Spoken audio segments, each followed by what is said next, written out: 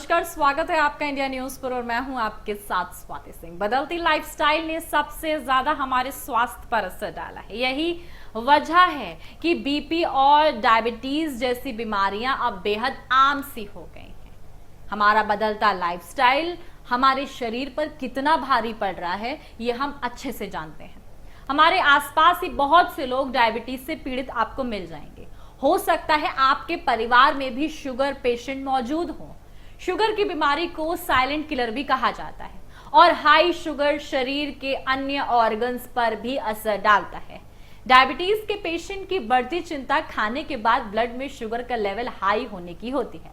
हालांकि खाना खाने के बाद की गई छोटी सी वॉकिंग आपकी इस समस्या को बहुत हद तक दूर कर देती है। अगर आप डायबिटीज के पेशेंट हैं और आप डॉक्टर के पास जाते हैं तो वो भी आपको वॉक करने की सलाह तो जरूर देते होंगे। डायबिटीज के मरीजों को अपनी शुगर को कंट्रोल में रखने के लिए बेहतर लाइफस्टाइल के साथ ही सही खान पान का भी ख्याल रखना बेहद जरूरी है।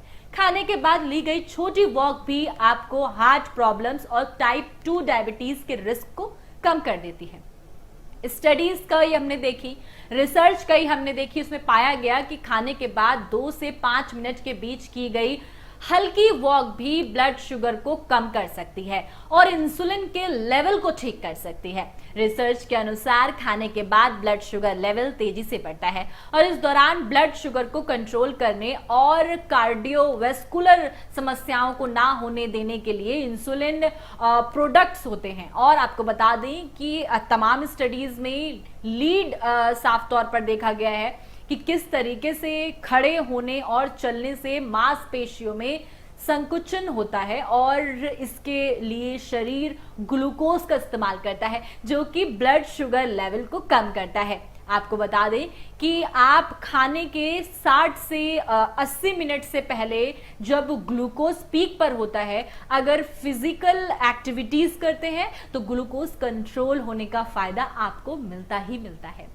खाने के बाद शुगर लेवल खड़े होने या वॉकिंग से कंट्रोल होता है या नहीं, इसे लेकर हमने तमाम स्टडीज देखी और उसमें पाया गया कि खाने के बाद बैठने से अच्छा खड़े रहना और शॉर्ट वॉक लेना भी साफ तौर पर असरदार साबित होता है। स्टडी के दौरान जो लोग खाने के बाद खड़े रहे और उनके ब्लड शुगर लेवल में सुधार हुआ लेकिन इंसुलिन में फर्क नहीं आया।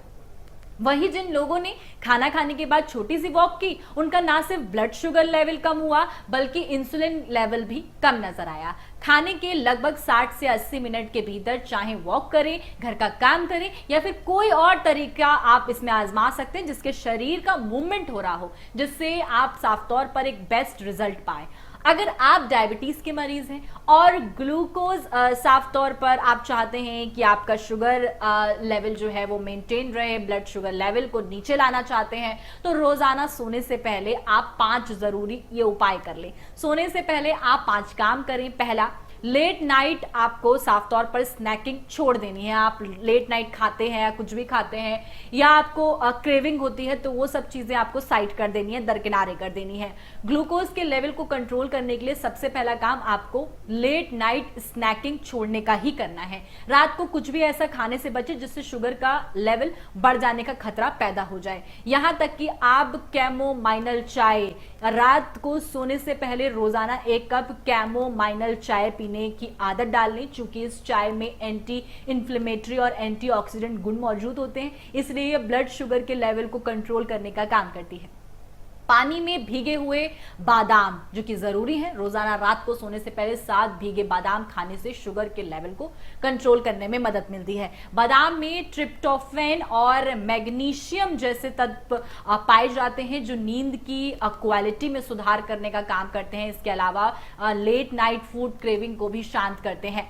पानी में भीगे हुए मेथी के बीज भी बहुत असरदार है। मेथी के दानों में हाइपोग्लाइसेमिक गुण पाए जाते हैं जो ब्लड शुगर के लेवल को कम करने में मदद करते हैं। डायबिटीज के मरीजों को रोजाना रात को सोने से पहले पानी में भिगोकर साफ तौर पर 1 चम्मच मेथी डालनी है और उसका सेवन करना है। यहां तक कि आप रात के खाने के बाद और सोने से पहले हर किसी को 15 से 20 मिनट के लिए आपको वॉकिंग करनी बेहद जरूरी है। वॉक करने का सबसे ज्यादा फायदा आपको यही मिलेगा कि ब्लड सर्कुलेशन बेहतर होता है, इससे आपका ब्लड शुगर लेवल भी कंट्रोल में रहता है, उसे मदद मिलती है। ऐसी तमाम जानकारी जानकारी के लिए आप हमारे साथ बने रहें और देखते रहें इंडिया न्यूज। धन्यवाद।